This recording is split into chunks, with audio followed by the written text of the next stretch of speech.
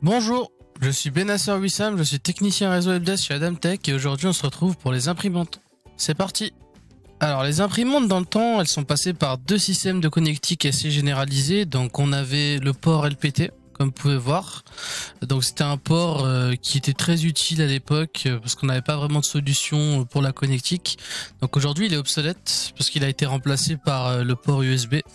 C'est vraiment une solution universelle et c'est une solution qu'on va retrouver sur absolument toutes les imprimantes. Avec le temps, on a commencé à utiliser des câbles RJ45 ou le Wi-Fi pour transmettre l'impression via le réseau. Donc c'était des solutions qui permettaient de se séparer des câbles. Pour l'un, par exemple pour la Wi-Fi, c'était vraiment très intéressant de pouvoir se séparer du câble, de pouvoir mettre l'imprimante à peu près n'importe quel endroit sans avoir de problème de câble. C'était vraiment une solution qui permettait... certes, c'était un peu plus lent, mais c'était vraiment novateur.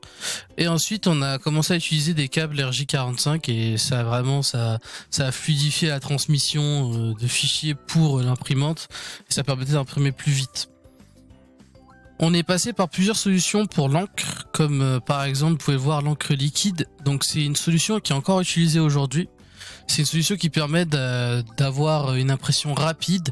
Donc l'encre liquide va vraiment sécher super rapidement et ça va permettre de faire... à l'époque par exemple ça permettait de faire des économies parce que c'était une solution pas chère.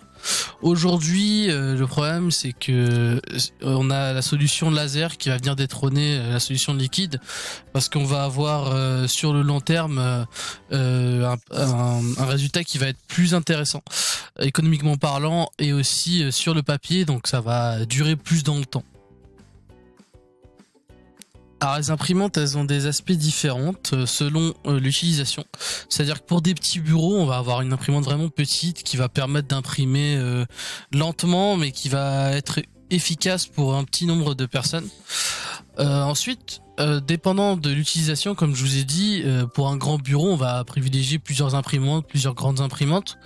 Le problème avec ces imprimantes-là, c'est que économiquement parlant, sur le long terme, c'est pas intéressant. Parce qu'on a du coup les imprimantes qui vont être généralisées, qui sont assez grosses. Elles vont être très peu coûteuses sur le long terme. Sur le court terme, ça va être cher.